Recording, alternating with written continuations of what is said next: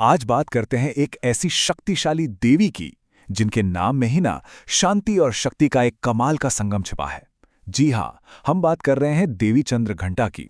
देखिए, उनका स्वरूप ना एक बहुत ही दिलचस्प पैराडॉक्स, एक विरोधाभास दिखाता है। एक तरफ परम शांति और दूसरी तरफ जबरदस्त साहस। और जानते हैं, यही वो टकराव है, यही वो डुअलिटी है जो उनकी शक्ति का असली स्रोत है और उन्हें इतना इतना ज्यादा खास बनाता है। तो चलिए सबसे पहले उनके नाम को ही समझते हैं, क्योंकि सच तो ये है कि उनकी पूरी पहचान का सार वो उनके नाम में ही छुपा हुआ है। नवरात्रि के जो 9 दिन होते हैं, उनमें से तीसरा दिन देवी चंद्रघंटा को ही समर्पित है। इस दिन भक्त उनसे क्या मांगते हैं? साहस और सुरक्षा, और प्रार्थना करते हैं कि उनकी अंदर की जो शक्ति है वो जागृत हो। तो आखिर ये जो नाम है चंद्रघंटा, इसका मतलब क्या है? इसका मतलब बहुत सीधा है, वो जिनके माथे पर घंटी के आकार का अर्धचंद्र हो। और यही उनके स्वरूप की सबसे खास पहचान है। अगर हम इस नाम को 2 हिस्सों में तोड़कर देखें ना, तो मतलब बिल्कुल साफ हो जाता है। चंद्र मतलब चंद्रमा, मून, और घंटा मतलब घंटी या बेल, और इन्हीं दोनों को मिलाकर बनता है उनका ये दिव्य नाम।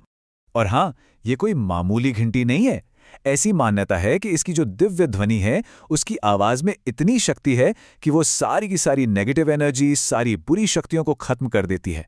एक तरह से भक्तों के चारों ओर एक आध्यात्मिक सुरक्षा का घेरा बना देती है। तो अब चलते हैं उस कहानी की तरफ जो बताती है कि आखिर उनका ये योद्धा वाला रूप आया कहां से। ये एक ट्रांसफॉर्मेशन की कहानी है, शांति से शक्ति की ओर। तो कहानी कुछ यूं है कि भगवान शिव से विवाह के बाद देवी पार्वती का जीवन बहुत ही शांति और सुकून से बीत रहा था। वो सौम्यता, करुणा, इन सब की एक जीती जागती मूर्ति थी। लेकिन ये शांति ज्यादा दिन नहीं टिक सकी। राक्षसों का आतंक बढ़ने लगा, और इतना बढ़ गया कि पूरे ब्रह्मांड का संतुलन ही बिगड़ने लगा। अब ऐसे में सिर्फ सौम्यता से काम नहीं चलने वाला था। जरूरत थी एक दृढ़, एक शक्तिशाली जवाब की। और ठीक उसी संकट की घड़ी में देवी पार्वती ने अपना चंद्रघंटा का रूप धारण किया। ये उनका वो उग्र रूप था, 10 भुजाओं वाला, युद्ध के लिए हमेशा तैयार। वो धर्म की स्थापना के लिए ही प्रकट हुई थीं। तो देखिए, यहां से सबसे बड़ी सीख क्या मिलती है? यही कि असली आध्यात्मिकता का मतलब सिर्फ करुणा या दया नहीं है, बल्कि अन्याय के खिलाफ, गलत के खिलाफ खड़े होने का साहस भी उतना ही जरूरी है। ये आप कह सकते हैं एक ही सिक्के के 2 पहलू हैं।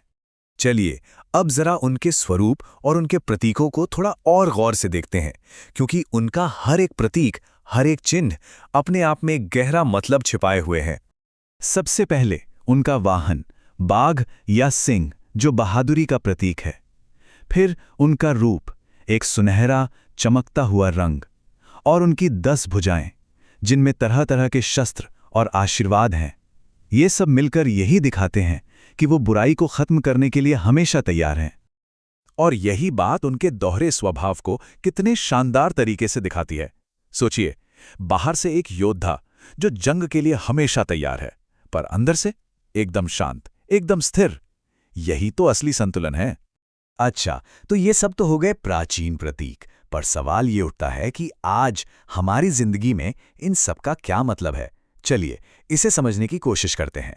असल में देवी चंद्रघंटा की पूजा एक तरह का आध्यात्मिक रास्ता दिखाती है। ये रास्ता है चिंता को दूर करने का, अपने अंदर के साहस को जगाने का, इमोशनल बैलेंस पाने का, और फिर जिंदगी में चाहे जो भी चुनौती आए उसका बिना डरे सामना करने का। और आज भी लाखों करोड़ों भक्त उनकी पूजा करते हैं।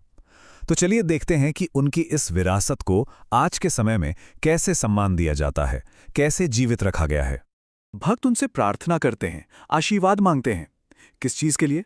डर और नेगेटिविटी से सुरक्षा के लिए, मन की शांति के लिए, कॉन्फिडेंस और हिम्मत के लिए, और जिंदगी में एक हार्मनी, एक सामंजस्य लाने के लिए। और देखा जाए तो ये सारे गुण मिलकर ही हमें एक बेहतर और मजबूत इंसान बनाते हैं, है ना? और एक बड़ी दिलचस्प बात है, नवरात्रि के इस तीसरे दिन का जो पारंपरिक रंग है वो है सफेद। सफेद रंग जो शांति और पवित्रता का प्रतीक है। ये हमें बार बार याद दिलाता है कि देवी के उस उग्र रूप के मूल में भी आखिर में शांति और पवित्रता ही है। उनकी पूजा में एक खास मंत्र का जाप किया जाता है, ओम देवी चंद्रघंटाय नमः। ऐसी मान्यता है कि इस मंत्र के जाप से देवी की विशेष कृपा मिलती है। ते सारी बातें, ये पूरा विश्लेषण हमें एक बहुत गहरे सवाल पर लाकर छोड़ देता है। सवाल ये है कि हमारी अपनी जिंदगी में वो कौन से पल आते हैं जब हमें अपने अंदर की शांति को, अपने सुकून को एक निडर एक्शन में, एक साहसी कदम में बदलना जरूरी हो जाता है। सोचने वाली बात है।